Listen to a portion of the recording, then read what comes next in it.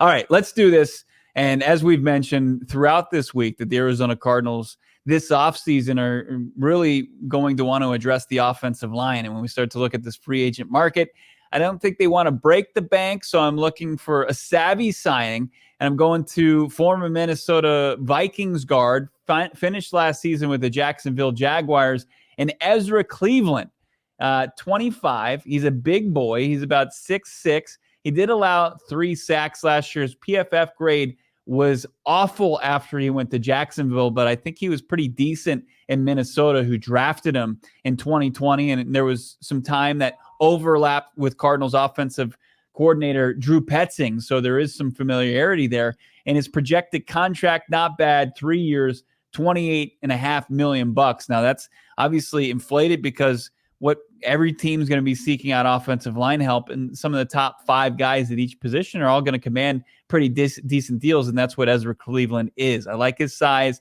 I like his run blocking ability. I like that he has experience at left guard, and I think that's what the Arizona Cardinals are going to look to couple with a new left tackle this season. And I think I throw away his time with Jacksonville out the window, Bo. His PFF grade, obviously, as you mentioned, under 60, but historically in Minnesota, always in the high 60s, even low 70s at some point. So I think you could truly look at this year as an outlier. I think the Cardinals would look at that, and I think it makes a lot of sense. It's somebody that can immediately come in and, oh, by the way, help a rookie, a 25-year-old helping a 21-year-old Joe Alt or Alu Fashanu get acclimated.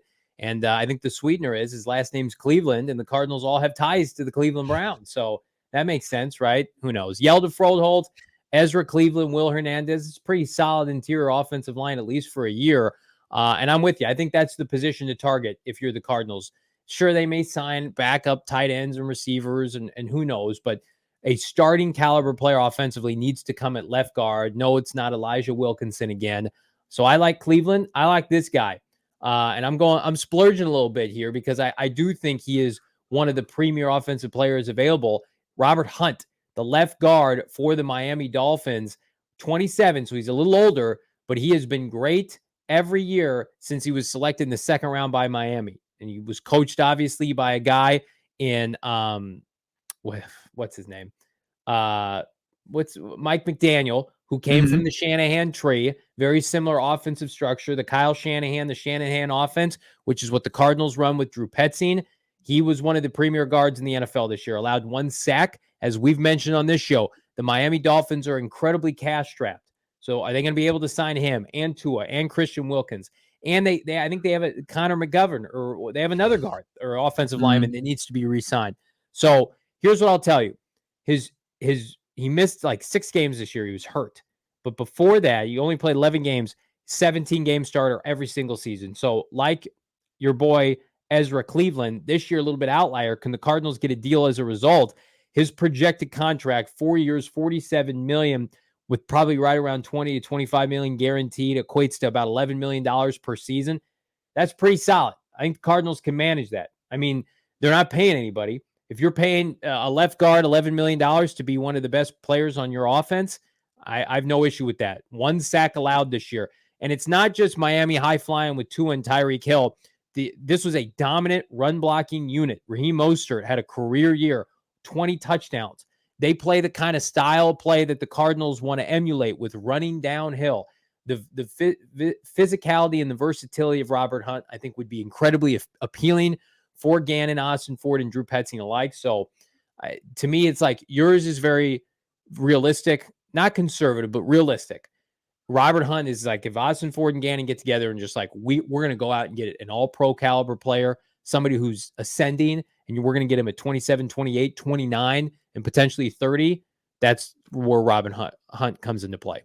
Yeah, when I'm looking at PFF's rankings, he's the second highest ranked guard as far as the free agent class. They've got Kevin Dotson, who spent 2023 with the Rams. So yeah, he's going to be heavily sought after. But I think one of the points I think we've been driving home is that the Arizona Cardinals are going to go quality over quantity. Certainly they're going to have to fill roster spots, and you're going to lean on Monty Austin for its ability to scout, players on the open market. But I think they're not going to utilize free agency to go get, 5 guys to fill 5 different holes. They're going to try to find a guy that's going to help them at a need that they haven't been able to address in the draft yet.